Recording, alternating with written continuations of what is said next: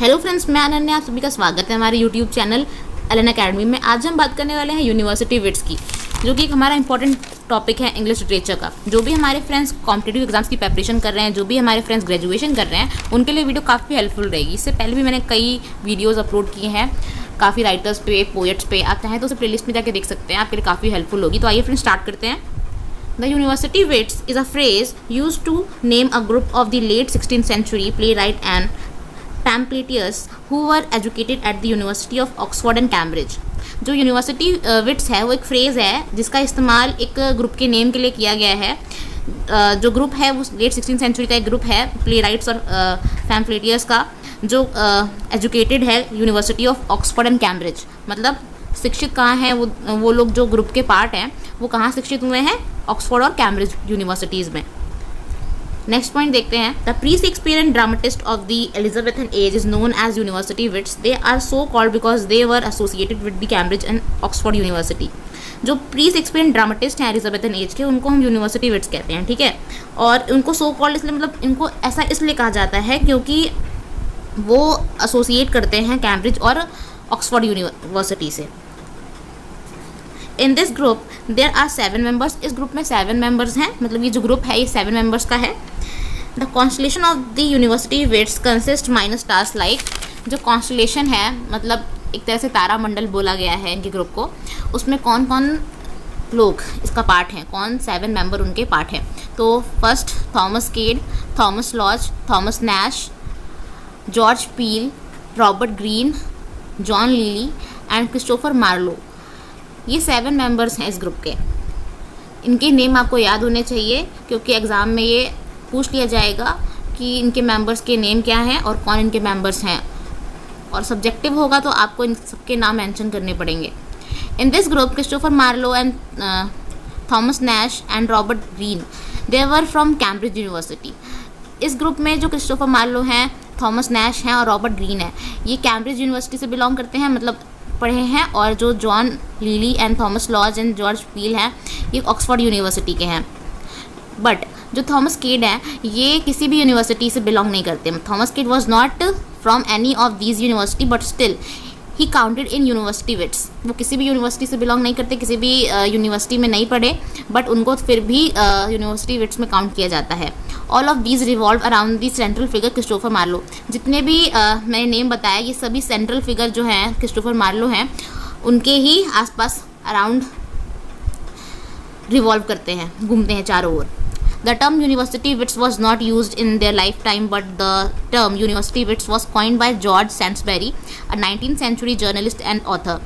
ये जो टर्म है यूनिवर्सिटी विट्स, इसका इस्तेमाल उनके जीवन काल में नहीं किया गया था, बल्कि इनका जो नाम है यूनिवर्सिटी विट्स, ये एक 19th सेंचुरी के एक जर्नलिस्ट, एक ऑथर थे जॉर्ज सैंसबेरी, उन्होंने कॉइन किया था, ठीक है। University wits prepare the way of the writing of William Shakespeare. जो यूनिवर्सिटी विट्स थे, जो ग्रुप था, वो शेक्सपियर की राइटिंग के लिए एक रास्ता बनाता चला गया। Source of the William Shakespeare's play, आइए देखते हैं। सॉरी, मैंने आगे नहीं बढ़ाया इसको, आप नोट कर लीजिएगा, आप अपने नोट्स में मेंशन कर लीजिएगा। हाँ, तो हम देख लीजिए। नेक्स्ट जो मैंने बताया, source of William Shakespeare's play. The Jew of Malta is a play written by Christopher Marlowe, published in 1592. The Jew of Malta is a source of Merchant of Venice is a tragedy comedy of Shakespeare। यहाँ पे Venice की spelling mistake है, आप लोग सही कर लीजिएगा इसको। इसमें बताया गया है कि जो ज्यू ऑफ माल्टा है, ये किसके द्वारा लिखा गया है, क्रिस्टोफर मार्लो के द्वारा लिखी गई है 1592 में। तो ये एक सोर्स है इनके प्ले का, विलियम शेक्सपियर्स के जो ट्रेजी प्ले है एक, द मर्चेंट ऑफ वेनिस, उसका एक सोर्स है। नेक्स्ट है the Winter's Tale is written by William Shakespeare and Pandosto is written by Robert Greene.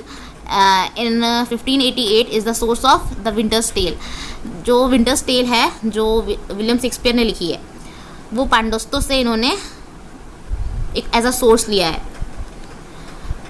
Next हमारा है Rosalynde by Thomas Lodge in 1590 में पब्लिश हुई थी।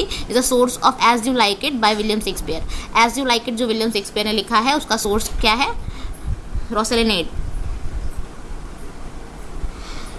नेक्स्ट है Ur Hamlet, written by Thomas Kyd, may considered the source of Hamlet by Shakespeare. जो Ur Hamlet है Thomas Kyd ने लिखा है और ये सोर्स है हैमलेट का शेक्सपियर के। नेक्स्ट है contribution of the university wits to the Elizabethan drama. Contribution देखते हैं यूनिवर्सिटी विट्स का एलिजाबेथन ड्रामा में। तो Elizabethan age is known as golden and glorious age of the English literature. हम सभी को पता है कि एलिजाबेथन एज गोल्डन एज था, ग्लोरियस एज भी कहते हैं इंग्लिश लिटरेचर का। Robert Greene did not appreciate William Shakespeare as a playwright. जो रॉबर्ट ग्रीन थे वो विलियम शेक्सपियर को as a playwright appreciate नहीं करते थे, ठीक है, मतलब उनको नहीं मानते थे। Greene use to think Shakespeare uneducated and Greene was a part of the university wits. जो ग्रीन थे, रॉबर्ट ग्रीन थे, वो क्या सोचते थे कि जो विलियम शेक्सपियर है वो पढ़े लिखे नहीं है, अनएजुकेटेड है, बट जो ग्रीन है वो अपने आप को सुपीरियर समझते थे कि हाँ मैं यूनिवर्सिटी विट्स का पार्ट हूँ, मैं पढ़े लिखे ग्रुप का एक पार्ट हूँ। इस वजह से वो उनको नीचा दिखाते थे और उनको कुछ नहीं समझते थे। Robert Greene criticise William Shakespeare in his work. जो रॉबर्ट ग्रीन है उन्होंने विलियम शेक्सपियर को अपने वर्क में क्रिटिसाइज किया है। Groatsworth of wit bought with a millions of repentance. ये उनका एक वर्क है जिसमें उन्होंने विलियम शेक्सपियर को क्रिटिसाइज किया है। Green called him an upstart crow. ये भी आप याद रखिएगा अगर ये पूछा जाता है कि विलियम शेक्सपियर को, यहाँ पे एन होगा, एन होगा, एन अपस्टार्ट क्रो किसने कहा था, तो आपको पता होना चाहिए रॉबर्ट ग्रीन ने कहा था। Titus Andronicus by William Shakespeare written probably in collaboration with George Peele. जो टाइटस एंड्रोनिकस है वो शायद कोलैबोरेशन वर्क है जो जॉर्ज पील के साथ विलियम शेक्सपियर ने किया था। It is considered to be Shakespeare's first tragedy play. लेकिन इस प्ले को विलियम शेक्सपियर का पहला ट्रेजेडी प्ले कहा जाता है। George Peele supports William Shakespeare. जो जॉर्ज पील थे वो विलियम शेक्सपियर को सपोर्ट किए थे और Shakespeare become the prominent poet, play right and सोनेटियर of Elizabethan age.